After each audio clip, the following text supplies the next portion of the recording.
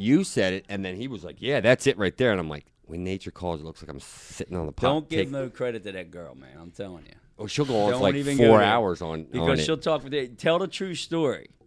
Taylor? Okay. The way I remember it was... we were sitting in the truck. Yeah. We were going to get Mr. Noble. We were sitting in the truck going to get Mr. Noble. We were kind of trying to come up with a name Yeah. for the show. We had so many different ideas. There was like the harvest and what else? Just did we have? other things that didn't really other fit with us. Yeah, other names that didn't really fit our situation. You know, it didn't fit our lifestyle. But sitting on the pot taking a crap sounds like when nature calls. Yeah. The logo did take some time. We couldn't figure out what we really wanted to do with it, and we were like, well, we crab under the bridge, the Bay Bridge. We're over in that area crabbing, so we're on the water, we're in the woods, and most of the time we're bow hunting. And so in Maryland, when the shotgun or rifle and muzzle loader comes in, but most of the time because they're so short, we're bow hunting either with crossbows or compounds, and so we put that in there, and then it turned out pretty good. Some of the earlier challenges in the summer before we started hunting, what would you say? Well, there's always challenges to every season, to every hunt. Each year it changes. Each year everything changes. Your bows, where you're hunting, the animals, people you hunt with. There's a lot of challenges out there, especially your equipment and using them properly. You got to practice. Practice builds confidence. Confidence builds success. Quality practice builds absolute success. You got to shoot every shot as if it is the actual shot when you're taking a shot at a deer. And that's what you got to get in your mind. It's a mindset. So specifically, what was one of your challenges going into this year's hunting season? Well, I knew I was going to be hunting with a new group of people. I've got a lot of old school things that I practice, and I had to work with you, my son-in-law, and my granddaughter, and family members, and I had to get you to try to understand how I function, because otherwise my hunts would be messed up. No, you're right. You're right. What about you? What would you say was your hardest? I mean, you did a little bit of hunting last year toward the end of the season. Yeah. What's going into this year? What would you say was the biggest challenge for you? Confidence was a big challenge of it. Last year I actually didn't have that much practice with my crossbow, so I wasn't really confident with it. And you came in also at a time when we weren't seeing any deer. No, it was like after the rut, and they had gone nocturnal. Yeah. So also that was another thing. I thought I was doing something wrong. I thought that I wasn't, using the scent stuff that I should have. I thought that I was giving away all my scent to nature. And really, it was after the rut. The deer were starting to be nocturnal. So with going in this year, you would say the confidence? I mean, because you worked all summer, almost all year long. So going into this year, what would you say was your biggest challenge? Just staying awake in the tree stand. Yeah. You need to stop farting in the tree Not stand. breaking wind. Yeah, I was gonna say that. Too late. Yeah, it was confidence that I needed to work on. Just practicing with the crossbow, getting a feel for it. Getting my shooting technique all ready and hyped up, and I did. I worked on it and I achieved it. Okay. So the 21st century kid, it is difficult. It's got. I mean, I'm seeing it. The technology that they can go sit on a computer or on their phones or whatever and play Deer Hunter right there, and then trying to get them out into the woods to actually hunt, and they're not bored because, like, she can sit in the stand, you can sit in the stand, and not have to be on something electronically to entertain us. But is hunting gonna start to really decline with the hunters because of the 21st century kid? What do you think? I mean, I would agree. I mean, the kids who have, they've been growing up with technology available to them, and having those fast, quick-paced games where everything is like, boom, it's right there in front of It's you. entertainment. Yeah. Constantly. You're not going to have the patience and the correct mindset to be able to hunt and wait wait long enough for those deer to come in. When all you see is squirrels one day, you're going to think, oh, I'm not going to see anything the next day. I'll just sit on my phone or do this. And then there could be deer at that stand, and you're not paying attention because you've given up. The 21st century kids will not have that mindset because they won't have the patience.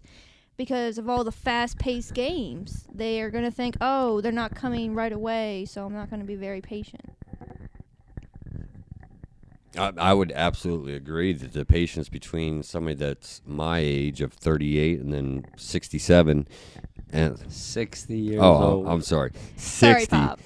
But the patience of a 12-year-old, even a 15-year-old, 16, even an 18-year-old in this generation isn't going to be able to sit in a stand like they used to with the technology that they have nowadays. It's going to be extremely difficult. It's going to be a challenge. There's no doubt about it. But what people are going to see when nature calls in the stuff that we're doing, it's not just about hunting. No. It's about family, friends.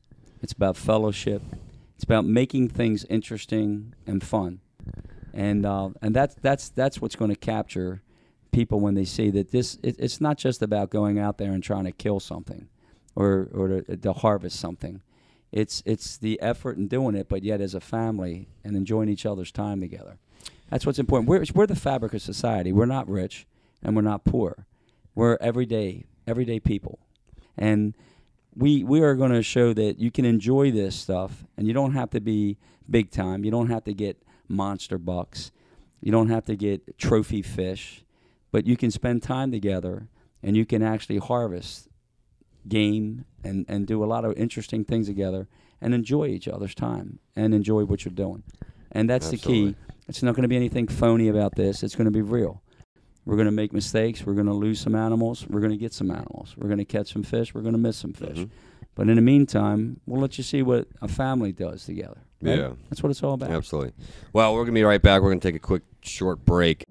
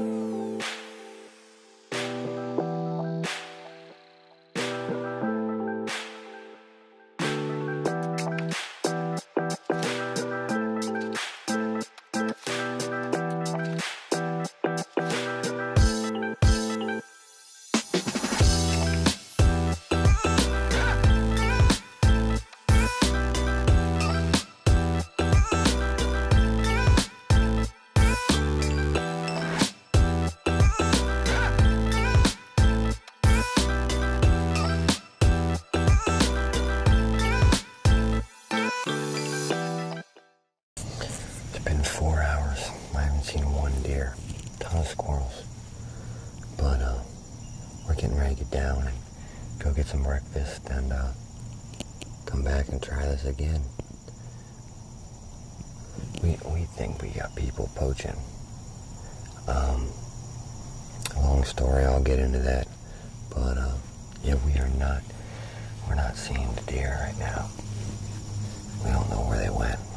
I mean, September, they're supposedly, they start changing their patterns because of food and getting ready for the rut, but we're not even seeing them at all. They might be all nocturnal right now. Our cameras are saying differently. Our cameras are saying they're both. They're at night and they're at day. And they're not out during the day. Welcome to a special episode of When Nature Calls podcast. I am Mike Rice. I got Michael Littleton, one-shot Pops, they call me. Oh, good gracious. Let's talk about the beginning of the hunting season. The hunting season has started. And we started in September. That's early for you. You usually don't hunt in September. No, I've come to the conclusion that I don't like to hunt in September. I mean, I don't like fighting the ticks. I don't like to fight the heat. I don't like sweating in a tree stand. I like enjoying myself. But because y'all wanted to hunt the beginning of the season, I said absolutely, let's go for it. So then we had on cameras and the food plots. We all, started in March last year, of this year actually, and developed the food plots. We had them going throughout all summer. We had pictures of large bucks. All of a sudden, well, even prior to us getting out there, the deer had just disappeared. They were gone. Absolutely. It's typical that the deer, once the horns get hard, once they actually drop that velvet, they change. Their attitude changes. Their testosterone levels start to change. Things happen.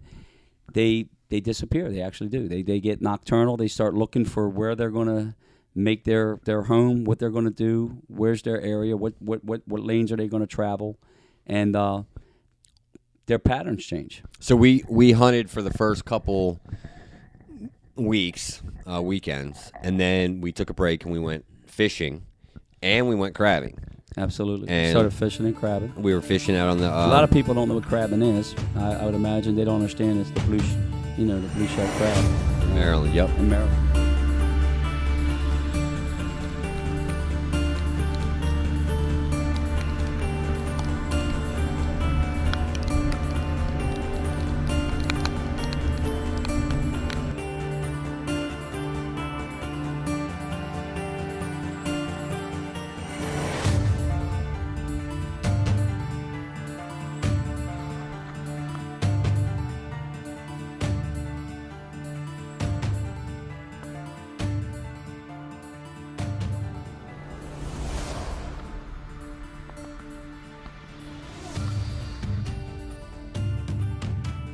I actually love crabbing.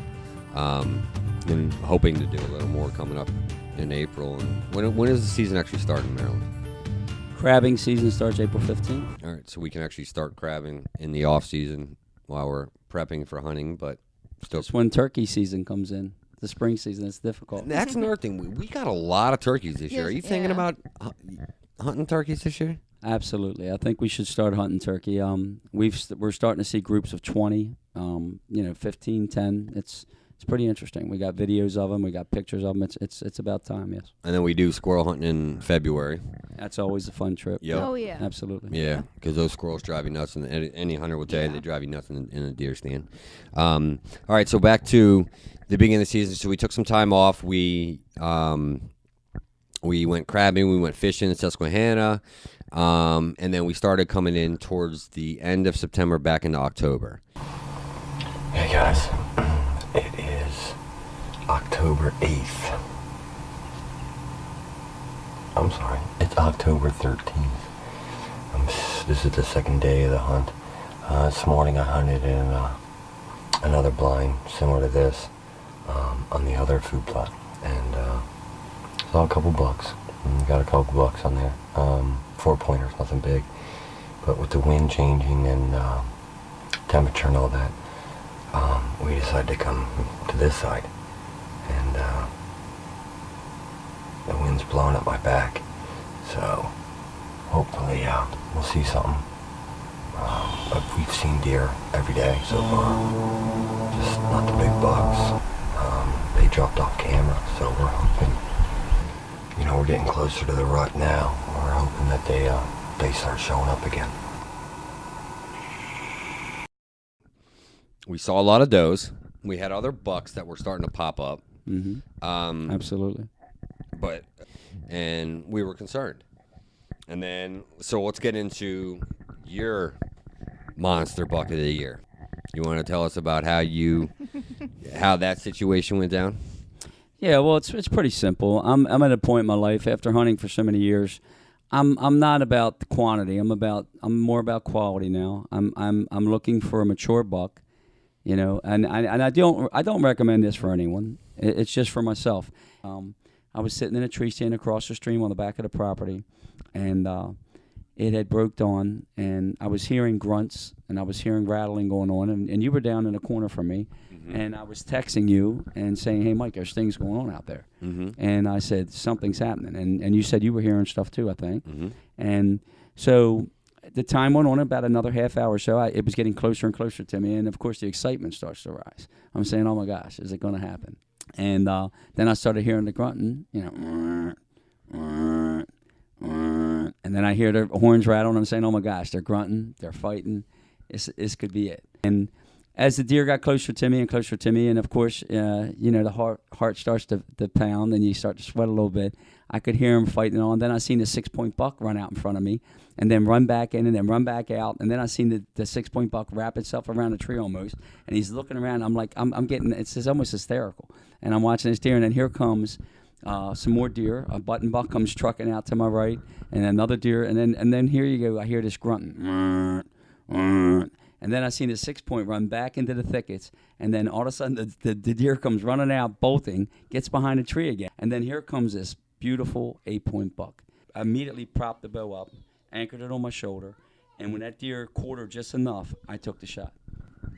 And immediately, you know, in this game, when the deer jumps, like this deer jumped, I knew I hit pay dirt. I had made the shot. And in this case, 80 swung to the right, kicked back to the left, and then kept running. And the idea is to look at the woods and, like, what tree, what bush did they go by? You look for a specific one that's fallen down, one that's got different colored leaves on it, one that's bent, one that's crooked, whatever. But you pick a marking somewhere in that woods that you saw that deer ran by. And you know, at least if you don't find the blood trail right away, you can walk to that area and say, I saw the deer cross here. And it's really significant in tracking that deer and finding that deer. So I basically got about 20 yards of bleeding, and that was it. And the deer was there. So if I hadn't paid attention, I could have easily went the wrong way, and it's happened to me before. The one thing I wanted to get into real quick was the doe management. And, you know, with us coming into it, and then years prior, there were certain people that were members of your hunting club that didn't believe in doe management. And you had fought them on it. And then, again, this year, we didn't do any doe management in the beginning. We are going to do some doe management. Yes, yeah, absolutely. But do you think that the rut would have been anything different this year if we would have done doe management in the beginning? Oh, I'm absolutely convinced. You know, everybody kind of believes what they want to believe. You know, each hunter, each group, there's a lot of theories out there. A lot of people talk, but I am absolutely a believer that you got to keep the doe to buck ratio about 2 does to every buck or 3 does to every buck. And if you got much more than that, then you're going to get a limited rut. Actually, you're going to be surprised. But if that buck has as many does as he wants around him, and he doesn't really have to go looking for a female, you know, he's not going to be as active. Taylor, so, you know, Pop over here got his, well, the 3 target bucks we had. So he got one of them already. And then, so you're sitting in one of the blinds on the food plots. Yep. Now, prior to, so we have 2 food plots. One is on the left side, you know, and then one's on the right side. And then, so the week prior, you were sitting on the right side. Yep. And you had an even wider, bigger buck. Yeah. Come at you, and he was at 48, but he was in between the trees. Yeah. Like he wasn't out on the food plot. Yeah. And you decided what? Well, I thought to myself, you know, that's not going to be a really clear shot, because if that, you know, that bolt hits a tree or a limb, that could affect the shot. And so that can affect where it's going to hit him. So I could injure him and we could lose him. Mhm. So I haven't had that much experience, practicing at that. I've never shot at that much yardage before. Yeah, So- until after. And we're Yeah, talking about a until after. 50-yard shot. Yeah. 50 was 58 yards. Yeah, Eventually, 58 yards, we determined actually. it to be 58 yards, It was right? 58 yards. Yeah. It was literally on the edge of the food plot, not even. Oh, that's in- right. I'm sorry. It was 58. Yes. Yeah. So your crazy uncle, Big Rod. Yeah. So he had given you a hard time. He said, "Oh, you wouldn't take that shot at 58 yards. I would totally take it at 58 yards with a And knock it crossbow." down, right? Yeah. Okay. And then he said how my crossbow was like so light and stuff.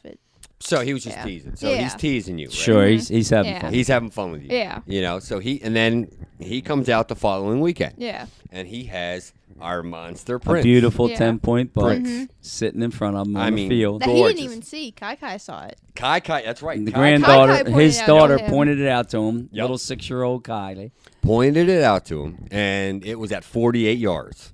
And what did he do? And what did he do, Taylor? He shot. He took the shot, and it went right over his back. Missed. And missed. Why? Because he didn't range the deer. He had no idea how far the deer was out there. He had to guess at the how Yeah. far away it was. 0. But then he came back, and he was like, okay, a little tougher than it looks. He came back and Yeah. was teasing with you a little bit. So then that weekend, you got into the left food plot, Yeah. blind. And so tell us about your hunt. It was like 4:20. Here comes a little old button bug spike. Actually, he was a spike. He was missing half his rack, and he was coming closer. I waited till he was like 20, 30 yards. That's when I texted you saying, "Hey, I got this little spike in front of me." I was texting you photos because that's our rule. When you see something, take a photo of it. So we don't think that people Yeah. are. So we don't just brag about how we see deer. But there's with no no evidence. proof. I ranged him at 20, 30 yards. That's when I had a clear photo of him. He had turned. He was facing me, and then he lifted his head and looked behind him. So he heard something, and I looked in the direction that he was looking. I couldn't see anything yet, and That's when you decided to open the window, wasn't it? Yeah, I was going to say, I was waiting for that part. that is when I opened that. That's when I decided to open the window up more, and so It made a noise. made yeah, a it made a noise. noise. Yep. It made a noise. He looked in my direction, but not directly at me. And so then he thought, oh, there's nothing wrong. I don't see anything. So he went back to eating. Not 2 minutes after that, here comes Hans. He's just, just walking, just chilling. And he came at 30 yards. And so that's when I texted Dad saying, hey, that's when I texted a photo of Hans. I was like, hey, he's at least an 8-pointer. I was like, he's at 30 yards.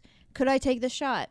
And you said, as long as you feel confident in taking that shot. Yes. And I said, oh, yeah, I feel confident because it Okay. was 30 yards. All right, so I was opening the window even more, and they looked up at me. The spike did first, actually. The spike looked up at me. And he thought, uh-oh, I heard that sound before. So he wasn't spooked. He's just like, okay, I'm leaving. I've heard that noise before. I got scared. So he started trotting off. He went straight to the doe. The Hans was looking at him. He was like, what are you doing? What are you doing leaving? He was looking at the spike, talking to the doe, saying, hey, let's leave. So, Could you actually hear that? well, no, but based on animal behavior, I mean, come on Animal now. behavior. Look, he is She's an seriously animal falling behavior. asleep. Get your Oh, story over I'm with. trying to here, guys. Oh my gosh. gosh. Okay. Talking So about then, deer talking to other deer. Yeah, this is getting weird. Okay. It's but anyway, go ahead. all right. So he started trotting away, and then Dad told me about this thing where if you go, they'll stop. So I did that. I went, and sat still. He looked at me. I had the 50-pin yard on him, the 50-yard pin on him, and then I took the shot. He jumped, and then they all ran off because, that shot, it's loud. So I thought that he followed the doe and the spike, but actually he went to the left, as we found out later on. So, and then I texted Dad saying, hey, I shot it, and I said, I think I got him, because I thought that blood was splatter everywhere. And so then Dad told me, just sit in the stand, don't get out, wait till I get there. And so then I guess he had he was on the 4-wheeler already, and he was coming my direction. And then he said, "Go ahead and get down. Go to the spot where you think you shot him, and look around." So I did. I got out and I saw where he struggled, and then I looked to my left and I saw the bolt just covered in blood. And I was like, yes, I got him. I was afraid I got underneath of him or on top of him because I thought it would stick with the buck, not go through him. So, and then that's when you came, and then I waved to you because you were so far away. Like, this was like 60 yards away you were. And so then you came over to me, and he was like, and you were like, "Did you get it? Did you get it?" I was like, "Look, there's the bolt. It's covered in blood." And you were like, "Good job." And you got She's him. giving all the details. Jeez. Go on. Okay, and so then you said, "Okay, now where do you think, where did he go?" I was like, "He headed to the right, I'm sure." And you were looking to the right. You couldn't find any blood. Yeah, we couldn't find anything. Yeah. So then finally you decided to look the other way where the bolt was. So you were going to the left. You found blood. That's when Pop Up and John, they pulled up and they came up. And you found more. You found more blood, and then you found some guts. And so then we kept following it, and then like 10, 15 minutes later, you found the buck. I wouldn't You found even. hands. It wasn't that long. It was. No, maybe It's even, much faster. Yeah. Yeah, maybe like It 5 minutes. seemed like that for you because you were waiting in anticipation. Yeah, it was the anticipation of waiting. So then you found him, and then we were all so excited. He died not even 20 yards away from where I shot him. All right. So, let's end this on what are your goals for the end of this, or towards the end of the season going into next year? Well, of course, I told you before, I like to participate in all the seasons. I like the bow season. I like the muzzleloader season. I like the gun season. And one of my goals every year is to try to harvest an animal in each one of the seasons. And so far, I've only harvested a nice buck in the bow season. But if the opportunity comes up to get a nice buck, since we're allowed 3 of them in Maryland with the bonus stamp, if I get the opportunity to harvest these other animals, I'm going to do it. But if not, I am absolutely going to harvest a doe or two. Taylor, what's your going into the last month of hunting? What are you trying to do? I mean, you got a monster buck already for yourself. Mm-hmm. What's your next goal? Does. Kill a lot of does. Get more killing in so I can get more comfortable. Because surprisingly, I wasn't shaking too hard when I killed hands. But you're my daughter. That's why. It's actually scientifically proven that women will not shake as much as men. Just saying. Okay, we're going to talk about some other But day. yeah. Really? So is that actually a fact? I actually did read that. I did read that in my whitetail You hunting can't book. believe everything you read on the internet. It was Taylor. You know that. it was a hunter who's been hunting a lot more than you have. Just saying. How do you know that? Who? Who's his hunter? It was the whitetail hunting book that you saw. I don't know his name exactly, but Oh he's my been gosh! hunting See, for this like is typical. 40 years. That's why they don't But- let women hunt typically, because they make this stuff up. I think Taylor Drury is going to have something to say about that. Yeah, really. She might be getting on here. We might have to call her up, Yep. and then we'll team up with Taylor. Yep. She's going to team up against you. All right. Well, thank you for joining us. Have a happy holidays. Like us on Facebook, Instagram, and subscribe on YouTube. We'll be putting out a lot more videos along with Wow, what's this? more podcasts. Presents here. Uh-oh. Oh my Yay. gosh! Who are these presents from? Uh-oh.